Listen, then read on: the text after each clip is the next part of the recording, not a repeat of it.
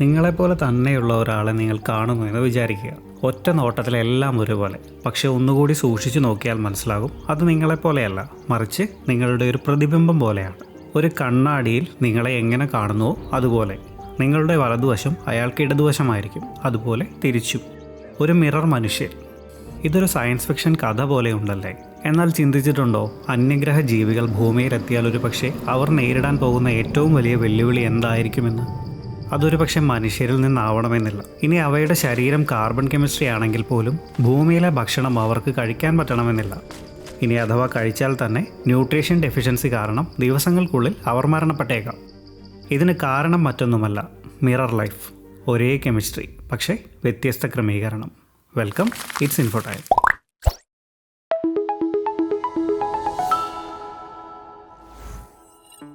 Mirror life എന്താണെന്ന് മനസ്സിലാക്കുവാൻ തന്മാത്രകളുടെ ഒരു പ്രത്യേകതയെക്കുറിച്ച് അറിയേണ്ടതുണ്ട്. അതാണ് കൈറാലിറ്റി. ലളിതമായി പറഞ്ഞാൽ കൈറാലിറ്റി എന്നാൽ ഹാൻഡഡ്നെസ് എന്നാണ് അർത്ഥം. എന്താണിതിന് കൈകളുമായി ബന്ധം? നിങ്ങളുടെ കൈകൾ തന്നെയാണ് ഇതിന് ഏറ്റവും നല്ല ഉദാഹരണം. നിങ്ങളുടെ ഇടത് കൈ ഒരു കണ്ണാടിക്ക് മുൻപിൽ പിടിച്ചു നോക്കൂ. കണ്ണാടിയിൽ നിങ്ങളത് കാണുന്നത് ഒരു വലതു കൈയായിട്ടായിരിക്കും. കാഴ്ചയിൽ രണ്ടും ഒരേപോലെ ഇരിക്കും. എന്നാൽ നിങ്ങളുടെ ഇടത് കൈയും വലത് കൈയും ഒരേ ദിശയിൽ ഒന്നിനു മീതെ ഒന്നായി വയ്ക്കാൻ, അതായത് സൂപ്പർ ഇമ്പോസ് ചെയ്യാൻ ശ്രമിച്ചാൽ അത് സാധിക്കില്ല. വിരലുകൾ തമ്മിൽ മാച്ച് ആവില്ല. തള്ളവിരലുകൾ രണ്ടും രണ്ട് ഭാഗത്തായിരിക്കും. കൃത്യം ഇതേ അവസ്ഥ തന്മാത്രകളുടെ ലോകത്തുമുണ്ട്. ഇങ്ങനെയുള്ള തന്മാത്രകളെയാണ് കൈറൽ മോളിക്യൂൾസ് എന്ന് വിളിക്കുന്നത്. ഇതിനൊരു ഉദാഹരണമാണ് ലാക്റ്റിക് ആസിഡ്. ഇതിൻ്റെ സെൻറ്ററിലുള്ള ഒരു കാർബൺ ആറ്റം 4 വ്യത്യസ്ത ഗ്രൂപ്പുകളുമായി ബന്ധിപ്പിച്ചിരിക്കുന്നു. ഈ ഒരൊറ്റ കാരണം കൊണ്ട് ലാക്റ്റിക് ആസിഡ് 2 വ്യത്യസ്ത മിറർ രൂപങ്ങളിൽ നിലനിൽക്കുന്നു. ഈ 2 രൂപങ്ങൾക്കും ഒരേ കെമിക്കൽ ഫോർമുലയാണ്, ഒരേ ബോണ്ടുകളാണ്. എന്നാൽ 3D സ്പേസിൽ ഇവയുടെ ഘടന നേരെ തിരിച്ചാണ്. ഇതിലെ ഒരു രൂപം മറ്റേ രൂപത്തിൻ്റെ പ്രതിബിംബമായിരിക്കും. ഇവയെ എനാൻഷ്യോമേഴ്സ് എന്ന് വിളിക്കുന്നു. സാധാരണ കെമിസ്ട്രിയിൽ ഈ 2 എനാൻഷ്യോമേഴ്സും ഒരേപോലെയാണ് പെരുമാറുക. ഇവയുടെ മെൽറ്റിംഗ് പോയിൻറ്റും ബോയിലിംഗ് പോയിൻറ്റും എല്ലാം ഒന്നായിരിക്കും. അതുകൊണ്ട് തന്നെ ഇവയെ തിരിച്ചറിയാൻ എളുപ്പമല്ല. എന്നാൽ ഇവയെ തിരിച്ചറിയാൻ മറ്റൊരു വഴിയുണ്ട്. പ്രകാശം. സാധാരണ ലൈറ്റല്ല, പോളറൈസ്ഡ് ലൈറ്റ്. ഇത്തരമൊരു ലൈറ്റ് ഈ തന്മാത്രകളിലൂടെ കടത്തിവിട്ടാൽ അത് ആ ലൈറ്റിനെ റൊട്ടേറ്റ് ചെയ്യിക്കും. ഇതിലെ ഒരു എനാൻഷ്യോമർ ലൈറ്റിനെ ക്ലോക്ക് വൈസ് തിരിക്കുമ്പോൾ മറ്റേത് ആൻറ്റി ക്ലോക്ക് വൈസ് തിരിക്കും. ഇതിനെയാണ് ഒപ്റ്റിക്കൽ ആക്ടിവിറ്റി എന്ന് വിളിക്കുന്നത്. ഇവിടെ വ്യക്തമായി മനസ്സിലാക്കേണ്ട ഒരു കാര്യമുണ്ട്. എനാൻഷ്യോമേഴ്സ് എന്നത് ഈ 2 തന്മാത്രകളെയും വിളിക്കുന്ന പേരാണ്. എന്നാൽ കൈറാലിറ്റി എന്നത് നമ്മുടെ കൈകൾക്കുള്ളതുപോലെ ഒന്നിനു മീതെ ഒന്ന് വയ്ക്കാൻ സാധിക്കാത്ത ആ പ്രത്യേക സ്വഭാവത്തെയാണ് സൂചിപ്പിക്കുന്നത്. ഇനി ഇത്തരം കൈറൽ മോളിക്യൂൾസ് എങ്ങനെയാണ് പരസ്പരം റിയാക്ട് ചെയ്യുന്നതെന്ന് നോക്കാം. ഇതിനായി എ, ബി എന്നീ 2 കൈറൽ തന്മാത്രകൾ എടുക്കുക. ഓരോന്നിനും 2 മിറർ പതിപ്പുകളുണ്ട്. എക്ക് AR അല്ലെങ്കിൽ AS ആകാം, ബിക്ക് BR അല്ലെങ്കിൽ BS ആകാം. അങ്ങനെയെങ്കിൽ ഇവയെ 4 തരത്തിൽ സംയോജിപ്പിക്കാം. AR വിത്ത് BR, AR വിത്ത് BS, AS വിത്ത് BR, AS വിത്ത് BS. ഒറ്റ നോട്ടത്തിൽ ഇത് 4 വ്യത്യസ്ത റിയാക്ഷനുകളാണെന്ന് തോന്നാം. എന്നാൽ ഇവിടെ ഒരു രസമുണ്ട്. സാധാരണ അവസ്ഥയിൽ പ്രകൃതിക്ക് ഹാൻഡഡ്നെസ് ഇല്ലാത്തതുകൊണ്ട് ഇതിലെ മിറർ സിമട്രി സഹായകരമാകും. അത് കാരണം ഈ 4 കോമ്പിനേഷനുകൾ 2 റിയാക്ഷൻ ഫാമിലീസായി ചുരുങ്ങുന്നു. ഒന്നാമത്തെ ഫാമിലി സെയിം ഹാൻഡഡ് പെയറിംഗ്. ഇവിടെ AR പ്ലസ് BR എന്ന കോമ്പിനേഷനിൽ പ്രവർത്തിക്കുന്നത് പോലെ തന്നെയാണ് AS പ്ലസ് BSും പ്രവർത്തിക്കുക. ആകൃതിയിൽ ഇവ സമാനമല്ല, കൃത്യം മിറർ ഇമേജുകളാണ്. എന്നാൽ ഇവയ്ക്ക് ഒരേ എനർജി പാറ്റേൺ ആണ്, ഒരേ സ്റ്റെബിലിറ്റി, ഒരേ തെർമോഡൈനാമിക്സ്. അതുകൊണ്ട് ഇവ രാസപരമായി തുല്യമാണ്. ഇനി രണ്ടാമത്തെ family opposite handed pairing. AR plus BS എന്ന കോമ്പിനേഷൻ AS പ്ലസ് BR പോലെ തന്നെയാണ്. ഇതും ഒരേ സ്വഭാവമുള്ള മറ്റൊരു ജോഡി മിറർ ഇമേജുകളാണ്. ഇവിടെയാണ് പ്രധാനപ്പെട്ട കാര്യം. ഈ 2 ഫാമിലികളും തമ്മിൽ വലിയ വ്യത്യാസമുണ്ട്. സെയിം ഹാൻഡഡ് പെയറിങ്ങും ഓപ്പോസിറ്റ് ഹാൻഡഡ് പെയറിങ്ങും ഒരേപോലെയല്ല. ഇവ രണ്ടും തമ്മിലുള്ള റിയാക്ഷൻ സ്പീഡ് വ്യത്യസ്തമായിരിക്കും. ഇതിന് കാരണം ആക്ടിവേഷൻ എനർജിയിലുള്ള വ്യത്യാസമാണ്. എന്താണ് ആക്ടിവേഷൻ എനർജി എന്നാൽ ഒരു റിയാക്ഷൻ തുടങ്ങാൻ തന്മാത്രകൾക്ക് ആവശ്യമായ മിനിമം ഊർജ്ജമാണിത്. ഒരു കയറ്റം കയറി അപ്പുറത്തെത്താൻ വേണ്ട എനർജി പോലെയാണിത്. ഈ 2 ഫാമിലികൾക്കും 2 വ്യത്യസ്ത ജോമെട്രി ആയതുകൊണ്ട് അവയുടെ ഇൻ്റർമീഡിയറ്റ് സ്ട്രക്ചറുകളും വ്യത്യസ്തമായിരിക്കും. അതുകൊണ്ട് റിയാക്ഷൻ നടക്കാൻ വേണ്ട ആക്ടിവേഷൻ എനർജിയും മാറുന്നു. ഫലമോ റിയാക്ഷൻ സ്പീഡും ലഭിക്കുന്ന ഫൈനൽ പ്രൊഡക്റ്റും എല്ലാം മാറും. ചിലപ്പോൾ ഒരു റിയാക്ഷൻ പെട്ടെന്ന് നടക്കുമ്പോൾ മറ്റേത് നടക്കാനേ സാധിക്കാത്ത അവസ്ഥ വന്നേക്കാം. പരസ്പരം മിറർ ഇമേജുകളല്ലാത്ത ഇത്തരം പെയറുകളെയാണ് ഡയാസ്റ്റീരിയോമേഴ്സ് എന്ന് വിളിക്കുന്നത്. ഇത് ഓർമ്മിക്കാൻ എളുപ്പമാണ്. 2 തന്മാത്രകളെയും നിങ്ങൾ ഒരുമിച്ച് ഫ്ലിപ്പ് ചെയ്താൽ നിങ്ങൾക്ക് ലഭിക്കുന്നത് ഒരു മിറർ ലോകമാണ്. അവിടെ കെമിസ്ട്രി മാറില്ല. എന്നാൽ ഒരെണ്ണത്തിനെ മാത്രം ഫ്ലിപ്പ് ചെയ്താൽ അവിടെ അവ തമ്മിലുള്ള റിലേറ്റീവ് ഫിറ്റ് മാറുന്നു. അപ്പോൾ കെമിസ്ട്രിയും മാറും. അതുകൊണ്ടാണ് നമുക്ക് 4 വ്യത്യസ്ത ഫലങ്ങൾക്ക് പകരം 2 റിയാക്ഷൻ ഫാമിലീസ് ലഭിക്കുന്നത്. ഇനി നമുക്ക് ഈ ആശയത്തെ ഒരു ഹാൻഡ് ഷേക്ക് കൊണ്ട് കുറച്ചുകൂടി വ്യക്തമാക്കാം. 2 പേർ ഷേക്ക് ഹാൻഡ് ചെയ്യാൻ ശ്രമിക്കുന്നത് സങ്കല്പിക്കുക. ഓരോ വ്യക്തിക്കും അവരുടെ വലത് കൈയോ ഇടതു കൈയോ നീട്ടാം. അതിനാൽ 4 രീതിയിലുള്ള ഹസ്തദാനങ്ങൾ സാധ്യമാണ്. വലത് കൈ കൊണ്ട് വലത് കൈ, ഇടത് കൈ കൊണ്ട് ഇടതു കൈ, ഇടത് കൈ കൊണ്ട് വലത് കൈ, വലത് കൈ കൊണ്ട് ഇടതു കൈ. ഇതിൽ ആദ്യത്തെ 2 നോക്കൂ, വലത് കൈയും വലത് കൈയും. ഇതൊരു നോർമൽ ഷേക്ക് ഹാൻഡാണ്. ഇനി ഇടത് കൈയും ഇടത് കൈയും അതും ഒരു നോർമൽ ഷേക്ക് ഹാൻഡ് തന്നെയാണ്. ആദ്യത്തേതിൻ്റെ വെറും ഒരു മിറർ വേർഷൻ മാത്രമാണിത്. നിങ്ങൾ ആ വലത് ഹസ്തദാനത്തിൻ്റെ വീഡിയോ എടുത്ത് ഒരു കണ്ണാടിയിൽ പ്ലേ ചെയ്താൽ അത് ഇടത് ഷേക്ക് ഹാൻഡ് പോലെ തന്നെ ഇരിക്കും. ഇവ രണ്ടും ഓറിയൻറ്റേഷനിൽ വ്യത്യസ്തമാണ്, പക്ഷേ അവ തുല്യമാണ്. ഇനി മിക്സഡ് കേസുകൾ നോക്കൂ. ഒരാൾ വലതു കൈയും മറ്റേയാൾ ഇടത് കൈയും നീട്ടിയാലോ? അത് വളരെ വിചിത്രമായിരിക്കും. കൈകൾ തമ്മിൽ ചേർത്ത് പിടിക്കാൻ നല്ല പാടാണ്. ശരീരം തന്നെ ഒന്ന് വളയ്ക്കേണ്ടി വരും. കെമിസ്ട്രിയിൽ നമ്മൾ നേരത്തെ പറഞ്ഞ ഈ കൂടിയ ആക്ടിവേഷൻ എനർജി എന്ന് പറയുന്നത് ഈ പാടുപെടലിനെയാണ്. ഇതുപോലെ തന്നെ തിരിച്ചും. ഇത് നേരത്തെ പറഞ്ഞ ആ വിചിത്ര ഹസ്തദാനത്തിൻ്റെ മിറർ ഇമേജാണ്. ചുരുക്കത്തിൽ ഇവിടെ 4 യൂണീക്ക് ഹാൻഡ് ഷേക്ക് സാധ്യമല്ല, മറിച്ച് 2 ഫാമിലികളാണുള്ളത്. സെയിം ഹാൻഡ് പെയറിങ്സ്, അതായത് വലത് അല്ലെങ്കിൽ ഇടത്. ഇവ രണ്ടും പരസ്പരം മിറർ ഈക്വലൻറ്റുകളാണ്. നല്ല ഫിറ്റിംഗ് ആണ്. ഓപ്പോസിറ്റ് ഹാൻഡ് പെയറിങ്സ്, വലത് ഇടത് വലത്. ഇവയും പരസ്പരം മിറർ ഈക്വലൻറ്റുകളാണ്, പക്ഷേ ഫിറ്റിംഗ് അല്ല. 2 കൈറൽ മോളിക്യൂൾസ് കൂട്ടിമുട്ടുമ്പോൾ സംഭവിക്കുന്നത് കൃത്യം ഇതുതന്നെയാണ്. രണ്ടും വലത് കൈ അല്ലെങ്കിൽ രണ്ടും ഇടത് കൈ ആണെങ്കിൽ അവയുടെ ഇൻറ്ററാക്ഷൻ ജിയോമെട്രി ഒരുപോലെ ആയിരിക്കും. എന്നാൽ ഒരാൾ വലം കൈയനും മറ്റേയാൾ ഇടം കൈയനുമാണെങ്കിൽ ആ ജ്യാമിതി മാറും. ആ റിയാക്ഷൻ എങ്ങനെ നടക്കണം അല്ലെങ്കിൽ നടക്കണോ വേണ്ടയോ എന്ന് തീരുമാനിക്കാൻ ഫിറ്റിലുണ്ടാകുന്ന ഈ ഒരൊറ്റ മാറ്റം മാത്രം മതി. ഇതുവരെ നമ്മൾ സാധാരണ കെമിസ്ട്രിയെക്കുറിച്ചാണ് സംസാരിച്ചത്. അവിടെ കാര്യങ്ങൾ കുറച്ചുകൂടി ലളിതമാണ്. സാധാരണ നമ്മൾ കാണുന്ന ചുറ്റുപാടുകൾ അല്ലെങ്കിൽ വെള്ളം പോലെയുള്ള ലായകങ്ങൾ ഇവയൊന്നും ഹാൻഡഡ് അല്ല. ഇവയ്ക്ക് വലത് എന്നോ ഇടത് എന്നോ ഉള്ള പക്ഷപാതമില്ല. ഉദാഹരണത്തിന്, നിരപ്പായൊരു മേശപ്പുറത്ത് ഒരു പന്ത് ഉരുട്ടുന്നത് സങ്കല്പിക്കുക. ആ പന്ത് ക്ലോക്ക് വൈസ് കറങ്ങിയാലും ആൻറ്റി ക്ലോക്ക് വൈസ് കറങ്ങിയാലും ആ മേശയെ സംബന്ധിച്ച് അത് ഒരേപോലെയാണ്. 2 ദിശകളും അവിടെ അനുവദനീയമാണ്. ഇതുപോലെ തന്നെയാണ് ഒരു ഗ്ലാസ് വെള്ളവും. അതിലേക്ക് ഒരു റൈറ്റ് ഹാൻഡഡ് തന്മാത്ര വന്നാലും ഒരു ലെഫ്റ്റ് ഹാൻഡഡ് തന്മാത്ര വന്നാലും വെള്ളം അതിനെ ഒരേപോലെ സ്വീകരിക്കും. അതുകൊണ്ട് ലാബിലെ ടെസ്റ്റ് ട്യൂബുകളിൽ പലപ്പോഴും ഈ 2 എനാൻഷിയോമേഴ്സുകളും ഒരേപോലെയാണ് പെരുമാറുക. എന്നാൽ ഈ തന്മാത്രകൾ ജീവശാസ്ത്രത്തിലേക്ക്, അതായത് ഒരു ബയോളജിക്കൽ എൻവയോൺമെൻറ്റിലേക്ക് വരുമ്പോൾ കഥയാകെ മാറും. കാരണം ജീവൻ്റെ ലോകം ന്യൂട്രൽ അല്ല. നമ്മുടെ ശരീരം നിറയെ ഹാൻഡഡായ വസ്തുക്കൾ കൊണ്ടാണ് നിർമ്മിച്ചിരിക്കുന്നത്. ഇത് മനസ്സിലാക്കാൻ കയ്യുറകളുടെ ഒരു ഉദാഹരണം എടുക്കാം. ഒരു പന്ത് എടുക്കുക. ഇതിന് ഇടതെന്നോ വലതെന്നോ വ്യത്യാസമില്ല. ഏത് കയ്യുറ ഉപയോഗിച്ചും ആ പന്ത് പിടിക്കാം. എന്നാൽ കയ്യുറയും കൈകളുടെയും കാര്യം അങ്ങനെയല്ല. വലതു കൈക്ക് വലതു കയ്യുറ തന്നെ വേണം. ഇടത് കയ്യുറ അവിടെ പാകമാവില്ല. കൃത്യം ഇതുപോലെയാണ് നമ്മുടെ കോശങ്ങളും. നമ്മുടെ ശരീരത്തിലെ പ്രോട്ടീനുകൾ നിർമ്മിച്ചിരിക്കുന്നത് L അമിനോ ആസിഡുകൾ കൊണ്ടാണ്. ഇവയ്ക്ക് കൃത്യമായ ഒരു ഹാൻഡഡ്നെസ് ഉണ്ട്. പ്രോട്ടീനുകൾ കൊണ്ടാണ് എൻസൈമുകൾ ഉണ്ടാക്കിയിരിക്കുന്നത്. അതിനാൽ എൻസൈമുകളുടെ ആക്റ്റീവ് സൈറ്റ്സും ഹാൻഡഡ് ആണ്. നമ്മുടെ DNA, RNA, സെൽ മെംബ്രെയിനുകൾ ഇങ്ങനെ കോശങ്ങളിലെ സകല നിർമ്മിതികളും ഒരു പ്രത്യേക ഹാൻഡഡ്നെസ് ഉള്ളവയാണ്. അതായത് ജീവലോകം എന്നത് ഹാൻഡഡ്നെസ്സിൻ്റെ കാര്യത്തിൽ ന്യൂട്രലായ ഒരിടമല്ല. ഇതൊരു ഹാൻഡഡ് വേൾഡാണ്. ഇനി പുറത്തുനിന്നൊരു തന്മാത്ര ഇങ്ങോട്ട് വരുന്നെന്ന് വിചാരിക്കുക. അത് നേരിടാൻ പോകുന്നത് ഹാൻഡ് ഷേക്ക് ചെയ്യുന്നതിൽ കർശനമായ നിയമങ്ങളുള്ള ഒരു ലോകത്തെയാണ്. വന്നത് ശരീരത്തിന് അനുയോജ്യമായ മിറർ രൂപമാണെങ്കിൽ അത് കൃത്യമായി ഫിറ്റാകും, കാര്യം നടക്കും. എന്നാൽ വന്നത് അതിൻ്റെ മറ്റേ മിറർ രൂപമാണെങ്കിലോ അതവിടെ ഫിറ്റാവില്ല. ഈ ഒരൊറ്റ പൊരുത്തക്കേട് മതി എല്ലാം തകിടം മറിക്കാൻ. ചുരുക്കത്തിൽ കെമിസ്ട്രി ലാബിൽ 2 ഇനാൻഷിയോമേഴ്സുകളും ഒരേപോലെ ഇരിക്കും. എന്നാൽ നമ്മുടെ ശരീരത്തിനുള്ളിൽ അവ രണ്ടും 2 വ്യത്യസ്ത തന്മാത്രകളെ പോലെയാണ് പെരുമാറുക. ഒന്ന് നമുക്ക് ഉപകരിച്ചേക്കാം, മറ്റേത് ചിലപ്പോൾ ഒന്നിനും കൊള്ളാത്തതാകാം, അല്ലെങ്കിൽ മാരകമായ വിഷമായേക്കാം. കാരണം ജീവൻ എന്നത് വെറും ഒരു കെമിക്കൽ റിയാക്ഷൻ മാത്രമല്ല, അത് രൂപങ്ങളുടെ ഒരു ഓർഗനൈസേഷൻ കൂടിയാണ്. നമ്മുടെ ശരീരം ഇത്രയധികം ഹാൻഡഡ് ആണെന്ന് പറയുമ്പോൾ സ്വാഭാവികമായും അടുത്ത ചോദ്യം ഉയരുന്നു. ഈ ഭൂമി തുടക്കം മുതലേ ഇങ്ങനെയായിരുന്നോ? അതോ ജീവൻ്റെ ഉത്ഭവത്തിലുള്ള ഈ നീണ്ട യാത്രയിൽ എപ്പോഴെങ്കിലും സംഭവിച്ചതാണോ ഈ മാറ്റം? ജീവൻ ഉണ്ടാവുന്നതിന് മുൻപുള്ള ഭൂമിയെക്കുറിച്ച് ചിന്തിക്കാം. പലരും കരുതുന്നത് അന്നത്തെ ഭൂമി എല്ലായിടത്തും ഒരേപോലെയുള്ള ഒരു പ്രൈമോഡിയൽ സൂപ്പായിരുന്നു എന്നാണ്. അന്നത്തെ ഭൂമി വൈവിധ്യങ്ങളായ നിരവധി കെമിക്കൽ ഹോട്ട്സ്പോട്ട് നിറഞ്ഞതായിരുന്നു. തന്മാത്രകൾക്ക് കോൺസെൻട്രേറ്റ് ആവാനും റിയാക്ട് ചെയ്യാനും പറ്റിയ ഒട്ടനവധി ഇടങ്ങൾ. വേലിയേറ്റത്തിനും ഇറക്കത്തിനും അനുസരിച്ച് വെള്ളം നിറയുകയും വറ്റുകയും ചെയ്യുന്ന ആഴം കുറഞ്ഞ കുളങ്ങൾ. അവിടെ ജൈവവസ്തുക്കൾ അടിഞ്ഞുകൂടി. സമുദ്രത്തിൻ്റെ അടിത്തട്ടിൽ ചൂടുള്ള ധാതുജലം തണുത്ത കടൽവെള്ളവുമായി കലരുന്ന ഹൈഡ്രോ തെർമൽ വെൻസ്. അവിടെ ശക്തമായ എനർജി ഗ്രേഡിയൻസ് രൂപപ്പെട്ടു.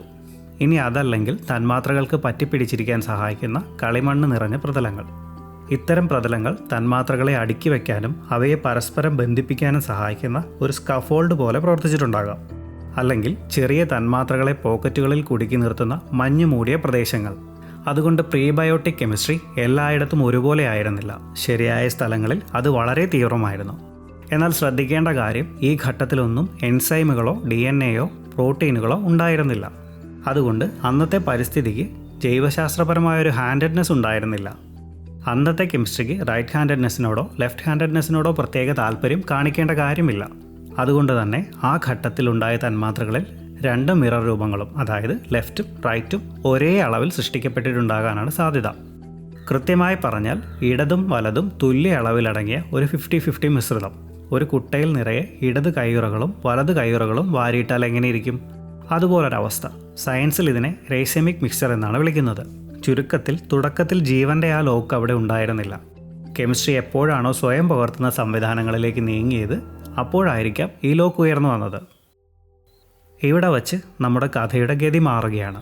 അതുവരെ ഉണ്ടായിരുന്ന ആ റാൻഡം കെമിസ്ട്രി മാറി കാര്യങ്ങൾ ഒരു സർവൈവൽ ഗെയിം പോലെ ആകാൻ തുടങ്ങി. ഓർക്കുക, ഇത് ഡാർവിൻ്റെ ജൈവപരിണാമമല്ല. കാരണം അന്ന് കോശങ്ങളോ ജീനുകളോ ഉണ്ടായിട്ടില്ല. പക്ഷേ കെമിക്കൽ സിസ്റ്റങ്ങൾക്കിടയിൽ ഒരു മത്സരം നടക്കുന്നുണ്ട്. ഇതിനെയാണ് കെമിക്കൽ എവല്യൂഷൻ അഥവാ രാസപരിണാമം എന്ന് വിളിക്കുന്നത്. ഈ ഘട്ടത്തിലെ ഏറ്റവും വലിയ സൂപ്പർ പവർ എന്ന് പറയുന്നത് റെപ്ലിക്കേഷൻ അഥവാ പകർത്തലാണ്. സ്വയം പകർത്താൻ കഴിവുള്ള അല്ലെങ്കിൽ സ്വന്തം വലിപ്പം കൂട്ടാൻ കഴിവുള്ള ഒരു രാസവസ്തുവിന് മറ്റുള്ളവയേക്കാൾ മുൻതൂക്കം ലഭിക്കും. വേഗത്തിൽ കോപ്പി ചെയ്യാൻ പറ്റുന്നവ പെട്ടെന്ന് വ്യാപിക്കും. കൂടുതൽ സ്ഥിരതയുള്ളവ കൂടുതൽ കാലം നിലനിൽക്കും. ഇവിടെയാണ് മിക്സൽ കൈറാലിറ്റി ഒരു വലിയ ബേർഡൻ ആകുന്നത്. ഇത് മനസ്സിലാക്കാൻ ഒരു ലീഗോ ടവർ ഉണ്ടാക്കുന്നത് സങ്കല്പിക്കുക. ഈ ടവർ മുകളിലേക്ക് വളരണമെങ്കിൽ ഒരേ കൃത്യതയുള്ള ബ്ലോക്കുകൾ ആവശ്യമാണ്. ഇടയ്ക്ക് വെച്ച് തെറ്റായ ഹാൻഡുള്ള ഒരു ബ്ലോക്ക് അതിൽ കയറിയാലോ? അത് ജാം ആയതുപോലെയാണ്. ഇടയ്ക്ക് വെച്ച് തെറ്റായ ബ്ലോക്ക് വന്നാൽ അതിന് മുകളിലേക്ക് അടുത്ത ബ്ലോക്ക് വയ്ക്കാൻ കഴിയില്ല. അതൊരു ഡെഡ് എൻഡായി മാറുന്നു. ടവറിൻ്റെ വളർച്ച അതോടെ നിൽക്കും. ഇതിനെയാണ് സയൻസിൽ എനാൻഷ്യോമെറിക് ക്രോസ് ഇൻഹിബിഷൻ എന്ന് വിളിക്കുന്നത്. അതുകൊണ്ട് യഥാർത്ഥ കോശങ്ങൾ ഉണ്ടാവുന്നതിന് മുൻപ് തന്നെ പ്രകൃതിക്ക് കൃത്യമായൊരു സെലക്ഷൻ പ്രഷർ ഉണ്ടായിരുന്നു. വിശ്വസനീയമായി കോപ്പി ചെയ്യണമെങ്കിൽ ഒന്നുകിൽ എല്ലാം ലെഫ്റ്റ് ആയിരിക്കണം, അല്ലെങ്കിൽ എല്ലാം റൈറ്റ് ആയിരിക്കണം. മിക്സഡായ അവസ്ഥ അസ്ഥിരമാണ്. അപ്പോൾ മറ്റൊരു ചോദ്യം ഉയർന്നു വരും. 50-50 എന്ന മിക്സഡ് അവസ്ഥയിൽ നിന്ന് ഭൂമി എങ്ങനെയാണ് ഏതാണ്ട് 100-0 എന്ന ഇന്നത്തെ ബയോളജിക്കൽ നിയമത്തിലേക്ക് എത്തിയത്? അതിന് 100% ഉറപ്പുള്ള ഒരു ഉത്തരം നമുക്കില്ല. എങ്കിലും പ്രധാനമായ 3 സാധ്യതകളാണ് ശാസ്ത്രലോകം കാണുന്നത്. ഒന്നാമത്തേത് ബഹിരാകാശത്ത് നിന്ന്. ചില ഉൽക്കാശിലകളിൽ നടത്തിയ പഠനങ്ങളിൽ ഒരു പ്രത്യേക ഹാൻഡുള്ള അമിനോ ആസിഡുകൾ ചെറിയ അളവിൽ കൂടുതലായി കണ്ടിട്ടുണ്ട്. ഇത് വലിയൊരളവല്ല, പക്ഷേ ഒരു വിത്ത് പോലെ പ്രവർത്തിക്കാൻ ഇതിന് കഴിയും. വെറും ഭാഗ്യമാണ് മറ്റൊന്ന്. ഒരു ചെറിയ പ്രദേശത്ത് ആകസ്മികമായി ഉണ്ടായ ചെറിയ മാറ്റങ്ങൾ റാൻഡം ഫ്ലക്ച്വേഷൻ വഴി ഒരു പ്രത്യേക ഹാൻഡിന് മുൻതൂക്കം കൂട്ടിയിരിക്കാം.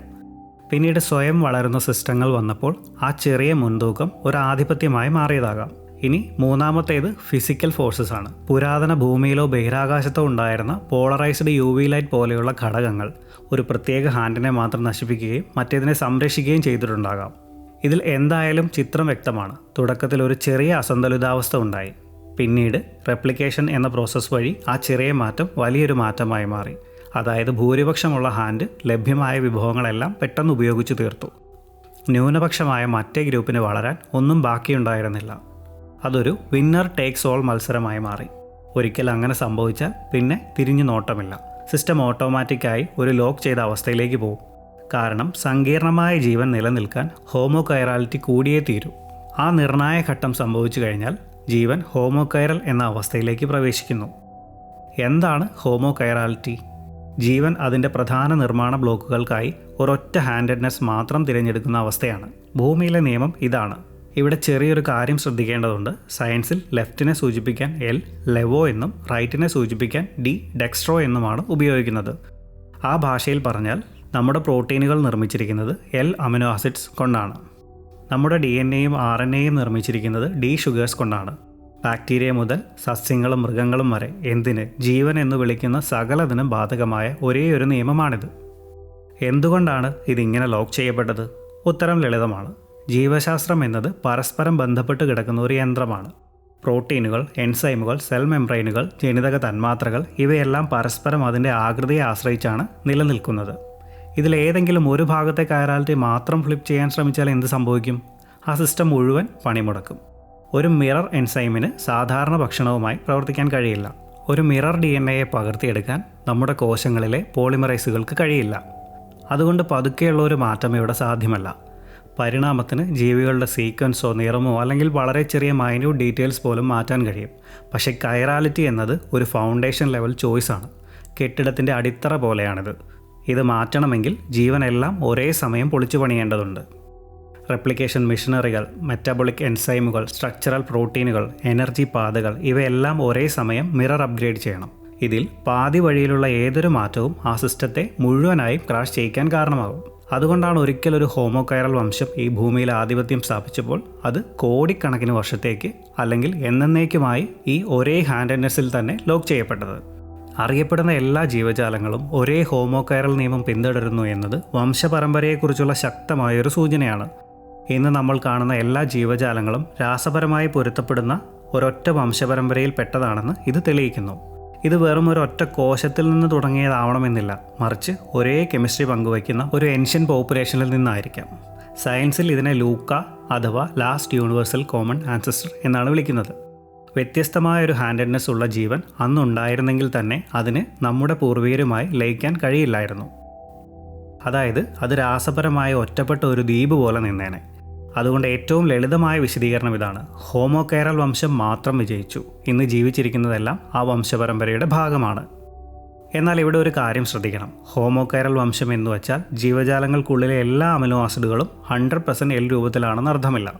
പ്രോട്ടീനുകൾ എങ്ങനെ നിർമ്മിക്കപ്പെടുന്നു എന്ന കാര്യത്തിലാണ് ഈ നിയമം കർശനമായി പാലിക്കുന്നത്. നമ്മുടെ റൈബോസോമുകളിൽ എല്ലാ അമിനോ ആസിഡുകൾ മാത്രമേ ഉപയോഗിക്കൂ. ഇത് യൂണിവേഴ്സലാണ്. എന്നാൽ ചില ആവശ്യങ്ങൾക്കായി പ്രകൃതി ചെറിയ അളവിൽ ഡി അമിനോ ആസിഡുകൾ ഉപയോഗിക്കാറുണ്ട്. ഇതിനൊരു ഉദാഹരണമാണ് ബാക്ടീരിയകൾ.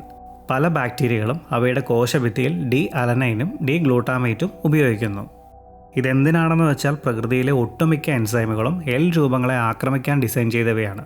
അതുകൊണ്ട് കോശഭിത്തിയിൽ ഡി രൂപങ്ങൾ ഉപയോഗിക്കുന്നതിലൂടെ ബാക്ടീരിയകൾക്ക് എൻസൈമുകളുടെ ആക്രമണത്തെ ചെറുത്ത് നിൽക്കാൻ സാധിക്കുന്നു. അതൊരു തന്ത്രമാണ്.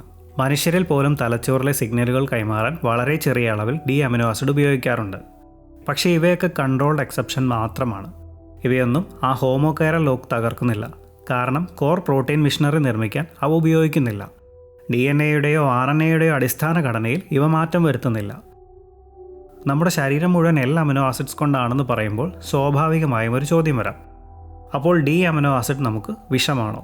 ഉത്തരം പൂർണ്ണമായും അല്ല എന്നതാണ്. നമ്മുടെ ശരീരം നിർമ്മിക്കാനുള്ള ബിൽഡിംഗ് ബ്ലോക്സായി ശരീരം ഇവയെ ഉപയോഗിക്കാറില്ല എന്നത് സത്യമാണ്. എന്നാൽ തലച്ചോറിലെ ചില പ്രത്യേക ആവശ്യങ്ങൾക്ക് വേണ്ടി ശരീരം വളരെ ചെറിയ അളവിൽ ഡി അമിനോ ആസിഡ്സിനെ ഉപയോഗിക്കുന്നുണ്ട്. ഇതിനൊരു ഉദാഹരണമാണ് ഡീസിറൈൻ. ഇതൊരു നിർമ്മാണ വസ്തുവല്ല, മറിച്ച് ഇതൊരു മെസ്സഞ്ചറാണ്. നമ്മുടെ തലച്ചോറിലെ കോശങ്ങൾ തമ്മിൽ ആശയവിനിമയം നടത്താനും ഓർമ്മകൾ സൂക്ഷിക്കാനും സഹായിക്കുന്ന ഒരു സിഗ്നലിംഗ് തന്മാത്രയാണിത്. ഇവിടെ പ്രധാനം ബാലൻസ് ആണ്. ഉപ്പും മുളകും പോലെയാണിത്. പാകത്തിന് ചേർത്താൽ കറിക്ക് രുചിയാണ്, എന്നാൽ അളവിൽ കൂടിയാലോ അത് ആഹാരം നശിപ്പിക്കും. കൃത്യം ഇതുപോലെ നമ്മുടെ ശരീരം ഇതിനെ കൃത്യമായി നിയന്ത്രിക്കുന്നുണ്ട്. ഈ ബാലൻസ് തെറ്റിയാൽ, അതായത് തലച്ചോറിൽ ഇവയുടെ അളവ് കൂടിയാലോ കുറഞ്ഞാലോ, ഇത് നാഡീസംബന്ധമായ രോഗങ്ങൾക്ക് കാരണമാകും. അതുകൊണ്ട് പ്രശ്നം ആ തന്മാത്രയല്ല, അതിൻ്റെ അളവും നിയന്ത്രണവുമാണ്. ഇതിനൊരു ലളിതമായ ഉദാഹരണമാണ് ഇബുപ്രോഫിൻ എന്ന വേദന സംഹാരി. ഇതിൽ 2 മിറർ രൂപങ്ങളുണ്ട്. ഇതിലെ എസ് ഫോമാണ് വേദന സംഹാരിയായി പ്രവർത്തിക്കുന്നത്. ആർ ഫോം നിർജീവമാണ്. അത് ഈ ലോക്കിൽ ഫിറ്റ് ആവില്ല, അതുകൊണ്ട് വലിയ കുഴപ്പക്കാരനല്ല. എന്നാൽ ഈ ഹാൻഡഡ്നെസ് മാറുന്നത് വലിയൊരു ദുരന്തത്തിന് കാരണമായിട്ടുണ്ട്. ചരിത്രത്തിലെ ഏറ്റവും വലിയ മെഡിക്കൽ ദുരന്തങ്ങളിലൊന്നായ താലിഡോമൈഡ് ഇതിനൊരു ഉദാഹരണമാണ്. 1950കളിൽ ഗർഭകാലത്തുണ്ടാകുന്ന വോമിറ്റിങ്ങിനുള്ള മരുന്നായാണ് താലിഡോമൈഡ് വിപണിയിലെത്തിയത്. അന്ന് ഡോക്ടർമാർക്ക് ഈ മിറർ ലൈഫ് എന്ന പ്രശ്നത്തെക്കുറിച്ച് വലിയ അറിവില്ലായിരുന്നു.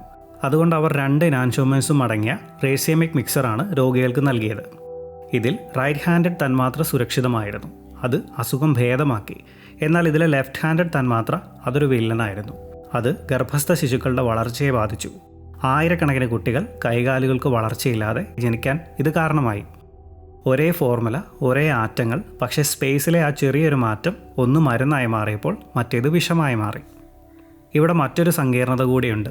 നമ്മൾ ആ നല്ല തന്മാത്രയെ മാത്രം വേർതിരിച്ച് നൽകിയാലും ശരീരത്തിനുള്ളിലെ കെമിക്കൽ എൻവയോൺമെൻറ്റ് കാരണം അത് വീണ്ടും ആ വിഷരൂപത്തിലേക്ക് തന്നെ മാറാൻ സാധ്യതയുണ്ട്. അതുകൊണ്ടാണ് മരുന്ന് നിർമ്മാണ രംഗത്ത് ഇതൊരു വലിയ പാഠമായി മാറിയത്. ഇന്ന് നമ്മൾ കഴിക്കുന്ന മരുന്നുകളുടെ കൈറാലിറ്റി അത്രയധികം പരിശോധിക്കപ്പെടുന്നത് ഇതുകൊണ്ടാണ്. ലാബുകളിൽ ഗവേഷകർക്ക് മിറർ തന്മാത്രകളെ സമന്വയിപ്പിക്കാൻ കഴിയും. ഇത് ഓർഗാനിക് സിന്തസിസ് വഴിയുള്ള ശുദ്ധമായ രസതന്ത്രമാണ്. പക്ഷേ ഇവയുടെ നിർമ്മാണം വളരെ ശ്രമകരമാണ്. ഏറ്റവും ലളിതമായ ഉദാഹരണമാണ് മിറർ ഷുഗറുകൾ. ജീവൻ്റെ അടിസ്ഥാന രൂപമായ ഡി ഗ്ലൂക്കോസിൻ്റെ മിറർ രൂപമായ എൽ ഗ്ലൂക്കോസ് നിർമ്മിക്കാൻ കെമിസ്റ്റുകൾക്ക് സാധിക്കും. ഇതൊരു യഥാർത്ഥ സംയുക്തമാണ്. തത്വത്തിൽ ഇതിന് പഞ്ചസാരയുടെ അതേ രുചിയുമാണ്. നമുക്കിത് രുചിക്കാൻ കഴിയും, പക്ഷേ ശരീരത്തിന് ആവശ്യമായ ഊർജ്ജം നൽകാൻ ഇവയ്ക്കാവില്ല.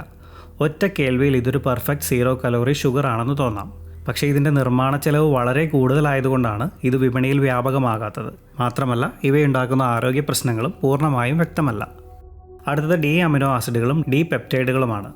പ്രകൃതിയിൽ ജീവശാസ്ത്രം എൽ അമിനോ ആസിഡുകളുമായി ട്യൂൺ ചെയ്തിരിക്കുന്നതിനാൽ നമ്മുടെ ശരീരത്തിലെ സാധാരണ പ്രോട്ടീസുകൾക്ക് ഡി പ്രോട്ടീനുകളെ തകർക്കാൻ കഴിയില്ല.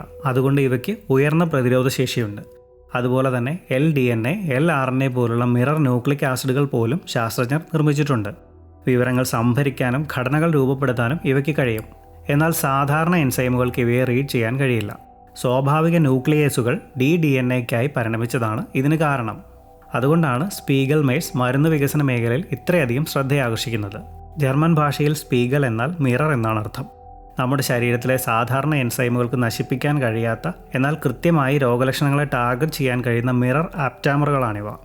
ഒരു മിറർ ബയോകെമിസ്ട്രി രാസപരമായി സാധ്യമാണെന്നതിൻ്റെ തെളിവാണ് ഫങ്ഷണൽ മിറർ എൻസൈമുകൾ. എന്നാൽ ഒരു മിറർ ബയോസ്ഫിയർ നിർമ്മിക്കുക എന്നത് വേറൊരു സ്കെയിലുള്ള വെല്ലുവിളിയാണ്. ആയിരക്കണക്കിന് ഘടകങ്ങൾ ഒരേ സമയം പ്രവർത്തിക്കേണ്ട ഒരു സിസ്റ്റമാണിത്. ഇനി നമുക്കൊരു തോട്ട് എക്സ്പെരിമെൻറ്റ് നോക്കാം. മിറർ ഫുഡ് സങ്കല്പിക്കുക. ഒരു മിറർ സ്റ്റീക്ക് പ്രോട്ടീനുകളും കൊഴുപ്പുകളും കൊണ്ട് തന്നെയാണ് നിർമ്മിച്ചിരിക്കുന്നത്. പക്ഷേ അതിലെ പ്രോട്ടീനുകൾ L അമിനോ ആസിഡുകൾക്ക് പകരം D അമിനോ ആസിഡുകൾ കൊണ്ടാണ് നിർമ്മിച്ചിരിക്കുന്നതെന്ന് മാത്രം. ഇവിടെയാണ് പ്രശ്നം. ഡൈജസ്റ്റീവ് പ്രോട്ടീസസ് കൈറൽ മിഷ്യനാണ്. അവ L പ്രോട്ടീനുകളുമായി പ്രവർത്തിക്കാൻ പാകത്തിന് ട്യൂൺ ചെയ്യപ്പെട്ടവയാണ്. മിറർ പ്രോട്ടീനുകൾ ഈ എൻസൈമുകളെ പ്രതിരോധിക്കും. ഫലത്തിൽ ആ സ്റ്റീക്ക് നിങ്ങളുടെ കുടലിൽ ദഹിക്കാതെ കിടക്കും. അത് കോശങ്ങൾക്ക് ഉപയോഗപ്രദമായ അമിനോ ആസിഡുകളായി മാറുന്നില്ല. അവിടെ രസകരമായ മറ്റൊരു കാര്യമുണ്ട്. രുചിയും മണവും ഒരേപോലെയാകണമെന്നില്ല. L ഗ്ലൂക്കോസിന് മധുരമുണ്ട്, കാരണം രുചി തിരിച്ചറിയുന്ന സംവിധാനം ലളിതമായിരിക്കാം. എന്നാൽ നമ്മുടെ മണം തിരിച്ചറിയാനുള്ള റിസപ്റ്ററുകൾ, അതായത് ഓൾഫാക്ടറി റിസപ്റ്റേഴ്സ്, കൈറൽ പ്രോട്ടീനുകളാണ്. ഒരേ തന്മാത്രയുടെ 2 മിറർ രൂപങ്ങൾക്ക് വ്യത്യസ്ത മണമായിരിക്കും. ഏറ്റവും പ്രശസ്തമായ ഉദാഹരണമാണ് കാരവോൺ. ഇതിൻ്റെ ഒരു രൂപം ഒരുതരം പുതിന അല്ലെങ്കിൽ സ്പിയർമിൻ്റ് പോലെ മണക്കുമ്പോൾ മറ്റൊരു മിറർ രൂപം ഒരുതരം അയമോദകം അല്ലെങ്കിൽ കാരവേ പോലെയാണ് മണക്കുന്നത്. അതിനാൽ ഒരു മിറർ സ്റ്റീക്കിന് ചിലപ്പോൾ തികച്ചും അപരിചിതമായ മറ്റൊരു ഗന്ധമായിരിക്കും ഉണ്ടാവുക. ഈ തോട്ട് എക്സ്പെരിമെൻറ്റിൻ്റെ അന്തിമ ഫലം എന്തായിരിക്കും? ടാർവേഷൻ വൈൽ ഫുൾ, അതായത് നിങ്ങളുടെ വയറ് നിറഞ്ഞതായി സിഗ്നലുകൾ ലഭിക്കാം, പക്ഷേ പോഷകങ്ങൾ മെറ്റാബോളിസത്തിലേക്ക് പ്രവേശിക്കുന്നില്ല. ശരീരത്തിന് ആവശ്യമായ നിർമ്മാണ ബ്ലോക്കുകളോ ഊർജ്ജമോ ലഭിക്കാത്തതുകൊണ്ട് നിങ്ങൾ കടുത്ത പോഷകാഹാരക്കുറവിലേക്ക് വീഴും. ദഹന വ്യവസ്ഥയിലെ ആഘാതം. ഷുഗർ പോലുള്ളവ ആഗിരണം ചെയ്യപ്പെടുന്നില്ലെങ്കിൽ അത് കുടലിലേക്ക് വെള്ളം വലിച്ചെടുക്കുകയും വലിയ രീതിയിലുള്ള വയറിളക്കത്തിനും ബ്ലോട്ടിങ്ങിനും കാരണമാകും. മൈക്രോബയോം പൊരുത്തക്കേട്. നമ്മുടെ കുടലിലെ സൂക്ഷ്മാണുക്കൾ ഭൂമിയിലെ സാധാരണ ഭക്ഷണവുമായി പൊരുത്തപ്പെട്ടവയാണ്.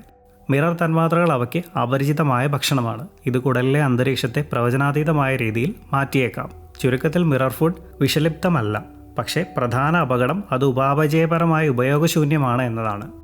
അതിനെ ആശ്രയിക്കുന്നത് പട്ടിണിയിലേക്കും ആരോഗ്യ പ്രശ്നങ്ങളിലേക്കും നയിക്കും. ഇനി നമുക്ക് ഈ തോട്ട് എക്സ്പെരിമെൻറ്റ് മറ്റൊരു തലത്തിലേക്ക് കൊണ്ടുപോകാം. പൂർണ്ണമായും മിറർ ലൈഫ് അടിസ്ഥാനമാക്കി അന്യഗ്രഹ ജീവികൾ ഭൂമിയിൽ ഇറങ്ങുന്നു എന്ന് സങ്കല്പിക്കുക. അവരുടെ ജീവനും വലിയൊരളവ് വരെ ഭൂമിയെപ്പോലെ തന്നെയാണ്. കാർബൺ അധിഷ്ഠിത ജൈവരസതന്ത്രം. ലായകമായി വെള്ളം, പ്രോട്ടീനുകൾ, കോശം എല്ലാം ഒന്ന് തന്നെ. ഒരേ ഒരു ട്വിസ്റ്റ് കൈറാലിറ്റി മാത്രമാണ്. അവരുടെ അമിനോ ആസിഡുകളും പഞ്ചസാരകളും നമ്മുടേതിൻ്റെ നേരെ വിപരീത ദിശയിലുള്ള മിറർ പതിപ്പുകളാണ്. ചുരുക്കത്തിൽ കണ്ണാടിയിലെ ഭൂമിയിൽ നിന്ന് ഇറങ്ങി വന്ന ജീവികൾ. പക്ഷേ ഓർക്കുക, അവരുടെ ജീവൻ എന്നത് വെറുമൊരു മിറർ മനുഷ്യൻ മാത്രമല്ല, അതൊരു പൂർണ്ണമായ മിറർ ബയോസ്ഫിയർ ആണ്. അവരുടെ ലോകത്ത് മിറർ സൂക്ഷ്മാണുക്കളും മിറർ സസ്യങ്ങളും മിറർ മൃഗങ്ങളും എന്തിന് മിറർ പരാതങ്ങൾ വരെ ഉണ്ടാകാം. അവിടെ ഒരു മിറർ സൂക്ഷ്മാണു മിറർ സസ്യത്തെ പോഷിപ്പിക്കുന്നു. ആ സസ്യം മിറർ മൃഗത്തിന് ഭക്ഷണമാകുന്നു. അങ്ങനെ ആന്തരികമായി പൂർണ്ണമായും പൊരുത്തപ്പെടുന്ന ഒരു ആവാസ വ്യവസ്ഥയാണത്. ഇനി ആ ആവാസ വ്യവസ്ഥയെ നമ്മുടെ ഭൂമിയിലേക്ക് കൊണ്ടുവരിക. അവർ നേരിടുന്ന ആദ്യത്തെ വെല്ലുവിളി മനുഷ്യരല്ല, ഭക്ഷണമാണ്. നമ്മൾ നേരത്തെ പറഞ്ഞ മിറർ ഫുഡ് പാരഡോക്സ് ഇവിടെ അവർക്കും ബാധകമാകും. ഭൂമിയിലെ സസ്യങ്ങളും മൃഗങ്ങളും ഫംഗസുകളും എന്തിനും മണ്ണിലെ ഉണങ്ങിയ ഇലകൾ പോലും നിർമ്മിക്കപ്പെട്ടിരിക്കുന്നത് അവർക്ക് വിപരീതമായ കൈറാലിറ്റി കൊണ്ടാണ്. നമ്മുടെ ആപ്പിളും ഗോതമ്പും എല്ലാം അവർക്ക് കാഴ്ചയിൽ ഭക്ഷണമായി തോന്നാം. പക്ഷേ രാസപരമായി അതൊന്നും അവരുടെ എൻസൈമുകളുമായോ മെറ്റാബോളിസവുമായോ യോജിക്കില്ല. ഫലമോ നിറഞ്ഞ വയറും പട്ടിണി കിടക്കുന്ന കോശങ്ങളും എന്ന അവസ്ഥ അവർക്ക് സ്വന്തം ഗ്രഹത്തിന് പുറത്ത് അനുഭവിക്കേണ്ടി വരും. ഭൂമിയിലെ ജൈവാംശം മുഴുവനും അവർക്ക് ഉപയോഗശൂന്യമാണ്. എന്നാൽ ഏറ്റവും വലിയ ഭീഷണി ഇതൊന്നുമല്ല, അത് മനുഷ്യരുമല്ല. നമ്മൾ വളരെ സ്ലോയാണ്. ഭൂമിയുടെ യഥാർത്ഥ ഉടമകൾ നമ്മളല്ല, ഇവിടുത്തെ സൂക്ഷ്മാണുക്കളാണ്. കാർബൺ സൈക്കിൾ നിയന്ത്രിക്കുന്നതും പോഷകങ്ങൾ പുനരുപയോഗം ചെയ്യുന്നതും അവരാണ്. ആഴക്കടൽ മുതൽ ഉണങ്ങിയ പാറകൾ വരെ ഭൂമിയുടെ ഓരോ ഇഞ്ചും അവർ കീഴടക്കി കഴിഞ്ഞു. ഭൂമി ഒരു യുദ്ധവും കൂടാതെ തന്നെ ഈ മിറർ ഏലിയൻസിനെ തോൽപ്പിച്ചേക്കാം. ആയുധങ്ങൾ കൊണ്ടല്ല, മറിച്ച് ഊർജം കവർന്നെടുത്തുകൊണ്ട്. ഭൂമിയിലെ സൂക്ഷ്മാണുക്കൾ ലഭ്യമായ എല്ലാ ഊർജ്ജ സ്രോതസ്സുകളും ആദ്യം തന്നെ കൈക്കലാക്കും. ജീവശാസ്ത്രത്തിന് ശത്രുവിനെ വെറുക്കേണ്ട ആവശ്യമില്ല, അതിന് സമയം മാത്രം മതി. ആദ്യം എത്തിയവൻ ഈ ഗ്രഹത്തെ എന്നേക്കുമായി ബുക്ക് ചെയ്തു കഴിഞ്ഞു. അതിനാൽ മിറർ ജീവികൾക്ക് ഇവിടെ പിടിച്ചു നിൽക്കാൻ ഇടമുണ്ടാകില്ല. അതുകൊണ്ട് ഈ മിറർ അന്യഗ്രഹ ജീവികൾക്ക് ഭൂമിയിൽ അതിജീവിക്കണമെങ്കിൽ വെറും ഒരു സന്ദർശനം പോരാ. അവർക്ക് ഭക്ഷണത്തെക്കാൾ ഉപരി മറ്റു പലതും ആവശ്യമാണ്. അവർക്ക് സ്വന്തമായി ഊർജ്ജം ഉൽപ്പാദിപ്പിക്കാൻ മിറർ സസ്യങ്ങൾ വേണം. മാലിന്യം വിഘടിപ്പിക്കാൻ സ്വന്തം ഡീകമ്പോസറുകൾ വേണം. ചുരുക്കത്തിൽ ഭൂമിയുടെ ഭക്ഷ്യവലയത്തെ ആശ്രയിക്കാതെ സ്വന്തമായി നിലനിൽക്കുന്ന ഒരു ക്ലോസ്ഡ് മിറർ എക്കോസിസ്റ്റം അവർക്ക് ആവശ്യമാണ്. അവർ ഭൂമിയിലേക്ക് വരുമ്പോൾ വെറും ഒരു ബഹിരാകാശ പേടകം മാത്രമല്ല, ഒരു ബയോസ്ഫിയർ തന്നെ കൂടെ കൊണ്ടുവരണം. എങ്കിൽ മാത്രമേ അവർക്കിവിടെ അതിജീവിക്കാൻ കഴിയൂ. ഇനിയാണ് കാര്യങ്ങൾ കൂടുതൽ ഭയാനകമാകുന്നത്. അവർ ഭൂമിയിൽ എത്രയൊക്കെ സീൽ ചെയ്ത ഒരു മിറർ ബയോസ്ഫിയർ നിർമ്മിച്ചാലും ഒന്നും എന്നേക്കുമായി അടച്ചുപൂട്ടാൻ കഴിയില്ല. ഒരു ചെറിയ ചോർച്ച, അത് മതി വലിയൊരു ദുരന്തം സൃഷ്ടിക്കാൻ. ഇത് സിനിമയിലൊക്കെ കാണുന്ന പോലുള്ള ഒരു അണുബാധയല്ല, മറിച്ച് ഇതൊരു വലിയ പാരിസ്ഥിതിക പ്രശ്നമാണ്. ഇവിടെ കാര്യങ്ങൾ രണ്ട് ദിശയിലേക്ക് നീങ്ങാം. ഒന്ന്, എർത്ത് ഇൻവൈറ്റ്സ് മിറർ വേൾഡ്. ആദ്യം ഭൂമിയിലെ സൂക്ഷ്മാണുക്കൾ അവരുടെ മിറർ ലോകത്തേക്ക് കടക്കുന്നു. നമ്മുടെ ബാക്ടീരിയകൾക്ക് അവരുടെ മിറർ പ്രോട്ടീനുകളെ ഭക്ഷിക്കാനോ ജനിതക തന്മാത്രകളെ തിരിച്ചറിയാനോ കഴിയില്ല. അതുകൊണ്ട് ഇതൊരു രോഗമായി മാറില്ല. പക്ഷേ അവയ്ക്ക് അവിടെ പിടിച്ചു നിൽക്കാൻ മറ്റു വഴികളുണ്ട്. ഭൂമിയിലെ സൂക്ഷ്മാണുകൾക്ക് വെള്ളം, ലവണങ്ങൾ, മിനറലുകൾ, കാർബൺ ഡൈ ഓക്സൈഡ് തുടങ്ങിയ ലളിതമായ അക്കൈറൽ വിഭവങ്ങൾ ഉപയോഗിക്കാം. അവ പൈപ്പുകളിൽ വഴുക്കലുള്ള ബയോഫിലിമുകൾ തീർക്കും. ഫിൽട്ടറുകൾ ബ്ലോക്ക് ചെയ്യും. ജലത്തിലെ pH മൂല്യം മാറ്റും. ഒരു അടഞ്ഞ സിസ്റ്റത്തിൽ അത്തരം ചെറിയ രാസമാറ്റങ്ങൾ പോലും വലുതായിത്തീരും. ചുരുക്കത്തിൽ നേരിട്ട് ആക്രമിക്കാതെ തന്നെ മലിനീകരണത്തിലൂടെ സൂക്ഷ്മാണുക്കൾ അവരുടെ ആവാസ വ്യവസ്ഥയെ സാവധാനം തകർക്കും. രണ്ടാമത്തെ സാധ്യത, അവരുടെ മിറർ സൂക്ഷ്മാണുക്കൾ ഭൂമിയിലേക്ക് ചോരുന്നു. കൈറാലിറ്റി വ്യത്യസ്തമായതുകൊണ്ട് അവയ്ക്ക് നമ്മുടെ കോശങ്ങളെ ദഹിപ്പിക്കാൻ കഴിയില്ല. അതുകൊണ്ട് അവ മനുഷ്യ ശരീരത്തിൽ സാധാരണ രോഗാണുക്കളെപ്പോലെ പെരുമാറില്ല. പക്ഷെ രോഗകാരിയല്ല എന്നതിനർത്ഥം നിരുപദ്രവകാരി എന്നല്ല. അവയ്ക്ക് നമ്മുടെ നനഞ്ഞ പ്രതലങ്ങളിൽ കോളനിവൽക്കരിക്കാൻ കഴിഞ്ഞേക്കാം. അവ പുറത്തുവിടുന്ന പല മാലിന്യങ്ങളും, ഉദാഹരണത്തിന് അമോണിയയോ ആസിഡുകളോ പോലുള്ളവ, കൈറാലിറ്റി നോക്കാതെ തന്നെ പ്രവർത്തിക്കുന്നവയാകാം. അതായത് അക്കൈറൽ ടോക്സിൻസ്.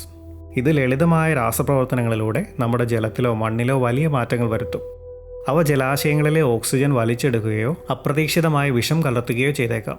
ഇതൊരു മിറർ അണുബാധയല്ല, മറിച്ച് ഇതൊരു പാരിസ്ഥിതിക ആഘാതമാണ്. അതുകൊണ്ട് യഥാർത്ഥ അപകടം നമ്മൾ പരസ്പരം ഭക്ഷിക്കുന്നതല്ല, മറിച്ച് ഒട്ടും പൊരുത്തപ്പെടാത്ത രണ്ട് ബയോസ്ഫിയറുകൾ ഒരേ ഗ്രഹത്തിൽ ഒരേ വിഭവങ്ങൾക്കായി മത്സരിക്കുന്നതാണ്. ഒന്ന് മറ്റൊന്നിൻ്റെ രസതന്ത്രത്തെയും സന്തുലിതാവസ്ഥയും തകിടം മറിക്കും. ഈ രാസയുദ്ധത്തിൽ ആര് ജയിക്കുമെന്നത് പ്രവചനാതീതമാണ്. ഇനി നമുക്ക് ഈ കഥയെ ചെറിയൊരു ചരിത്രത്തിലൂടെ അവസാനിപ്പിക്കാം. മിറർ മോളിക്യൂൾസ് എന്ന ആശയം ആദ്യമായ ബയോളജിയിൽ നിന്നല്ല വന്നത്, കെമിസ്ട്രിയിൽ നിന്നാണ്.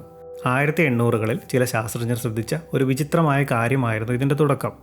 ഒരേ കെമിക്കൽ ഫോർമുല, ഒരേ ബോണ്ടുകൾ, പക്ഷേ ആ തന്മാത്രകൾ പോളറൈസ്ഡ് ലൈറ്റിനെ രണ്ട് വ്യത്യസ്ത ദിശകളിലേക്കാണ് തിരിക്കുന്നത്. അതായത് വ്യത്യാസം ആറ്റങ്ങളിലോ ഫോർമുലയിലോ അല്ല, മറിച്ച് അവയുടെ 3D അറേഞ്ച്മെൻറ്റ്സിലാണ്. പിന്നീട് ലൂയി പാസ്റ്ററാണ് ഇത് തെളിയിച്ചത്. അദ്ദേഹം ടാർട്ടാറിക് ആസിഡിൻ്റെ ക്രിസ്റ്റലുകളെ മൈക്രോസ്കോപ്പിലൂടെ നോക്കി അവയുടെ മിറർ രൂപങ്ങളെ വേർതിരിച്ചെടുത്തു. അതിനുശേഷം വാൻ ഹോഫ്, ലേബൽ എന്നിവർ ഇതിനൊരു കാരണവും കണ്ടെത്തി. കാർബൺ ആറ്റങ്ങളുടെ ഘടന പരന്നതല്ല, മറിച്ച് അതൊരു പിരമിഡ് പോലെ ടെട്രാഹീഡ്രലാണ്. അതോടെ കൈറാലിറ്റിയും എനാൻഷ്യൂമേഴ്സും പ്രകൃതിയിലെ ഒരു അടിസ്ഥാന ജിയോമെട്രി റൂളായി മാറി. പിന്നീട് ഈ കെമിസ്ട്രി ലെൻസ് ഉപയോഗിച്ച് ശാസ്ത്രജ്ഞർ ജീവൻ്റെ തന്മാത്രകളെ നോക്കി തുടങ്ങിയപ്പോഴാണ് യഥാർത്ഥ ഷോക്ക് വന്നത്. ഭൂമിയിലെ ജീവൻ റാൻഡമായ രണ്ട് മിറർ രൂപങ്ങളെയും ഉപയോഗിക്കുന്നില്ല. നമ്മുടെ പ്രോട്ടീനുകൾ മിക്കവാറും അമിനോ ആസിഡ്സ് മാത്രമാണ്. നമ്മുടെ DNA-യും RNA-യും ഡി ഷുഗേഴ്സ് മാത്രമാണ്. ബാക്ടീരിയ മുതൽ മനുഷ്യർ വരെ ഈ ഹാൻഡഡ്നെസ് പാറ്റേൺ എല്ലായിടത്തും ഒരുപോലെയാണ്. അതുകൊണ്ട് ഹോമോ കൈറാലിറ്റി എന്നത് വെറും ഒരു ടെക്സ്റ്റ് ബുക്ക് ഫാക്ട് മാത്രമല്ല, അത് ഭൂമിയിലെ ജീവൻ്റെ ഒരു ഡീപ്പ് സിഗ്നേച്ചറാണ്. ഒരു തവണ അത് ലോക്കായാൽ പിന്നെ അതിൽ നിന്ന് ഫ്ലിപ്പ് ചെയ്യുക എന്നത് അസാധ്യമാണ്. അതാണ് മിറർ ലൈഫ് എന്ന ഐഡിയ ഇത്ര ഇൻട്രസ്റ്റിംഗ് ആക്കുന്നത്. കാരണം മിറർ ലൈഫ് ഒരു ഫാൻറ്റസി അല്ല, കെമിസ്ട്രി അനുവദിക്കുന്ന എന്നാൽ നമ്മൾ തിരഞ്ഞെടുക്കാത്ത മറ്റൊരു വഴിയാണ്. പക്ഷേ ഓർക്കുക, അതിൻ്റെ നിയമങ്ങൾ നമ്മുടെ ലോകത്തോട് മാച്ച് ആകണമെന്നില്ല. അപ്പോൾ പ്രപഞ്ചത്തിൽ മറ്റെവിടെയെങ്കിലും ജീവനുണ്ടെങ്കിൽ അത് നമ്മുടെ ഹാൻഡഡ്നെസ് തന്നെ പിന്തുടരണമെന്ന് നിർബന്ധമുണ്ടോ? നമുക്ക് ലൈഫ് എന്ന് തോന്നുന്ന അടയാളങ്ങളെല്ലാം നമ്മളെപ്പോലെ ഒരേ സൈഡിലേക്ക് ബയസ്ഡ് ആയിരിക്കണമെന്നില്ലല്ലോ. ചിലപ്പോൾ അവിടെ കാര്യങ്ങൾ നേരെ തിരിച്ചായിരിക്കാം. ഇതേക്കുറിച്ച് നിങ്ങളുടെ അഭിപ്രായം കമൻറ്റ് ചെയ്യണേ. ഇതുപോലെയുള്ള സയൻസും മൈൻഡ് ബെൻഡിങ് ടോപ്പിക്സും നിങ്ങൾക്ക് ഇഷ്ടമാണെങ്കിൽ വീഡിയോ ലൈക്ക് ചെയ്യൂ, ഷെയർ ചെയ്യൂ. കൂടുതൽ അറിവുകൾക്കായി ഈ ചാനൽ സബ്സ്ക്രൈബ് ചെയ്യണേ. Thank you for watching. By.